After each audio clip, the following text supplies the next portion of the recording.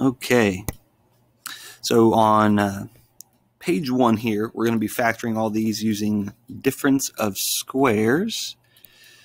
All right, so the x squared minus 25, that's going to factor into two binomials like this.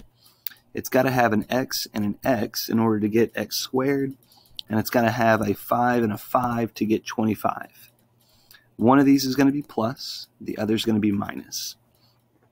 So the reason that I can use difference of squares here is because x squared is a perfect square. X times x gives you that, the same number twice. And 5 times 5, that will give you 25. So both of these are perfect squares. That's one. And it also has to be subtraction. So like on number 10, I can't use difference of squares because it's addition. Number 10 is prime. It does not factor. All right.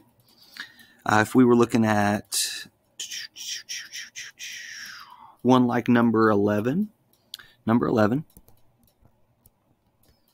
All right, so 64 is a perfect square. 81 is a perfect square. So it looks like we're going to be able to use difference of squares here. All right, 8x and 8x, those will multiply to give you this. And then 9 times 9 will give you the 81. 1 plus, 1 minus. There we go. Let's see what else is out here. Number 6, you can use difference of squares here. You would need to factor out a 2x first, because they have a greatest common factor there. The 2x to the third would become an x squared, and the 18x would become a 9. So just kind of check yourself. If you were to multiply that back out, you would get this original. So that is the greatest common factor factored out.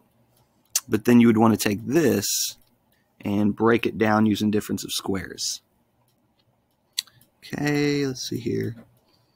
Number 4. Number 4, that would be 3 plus x and 3 minus x. They just kind of wrote them funny. Okay.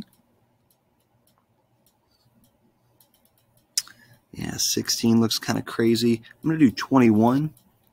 So this is a perfect square because it's equal to xyz.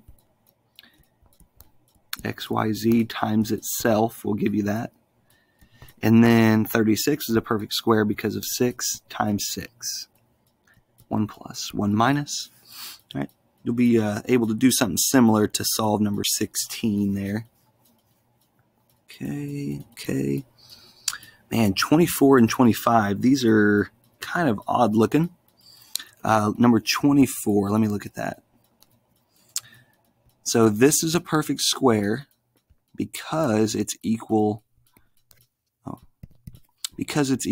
2z minus 3 times itself. So I'm going to put 2 of those there. And then x plus 7y, that's going to be the same thing, same idea.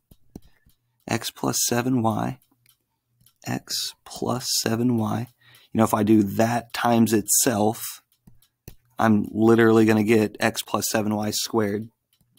Now, one of these is going to be plus, and I don't have to do anything special here.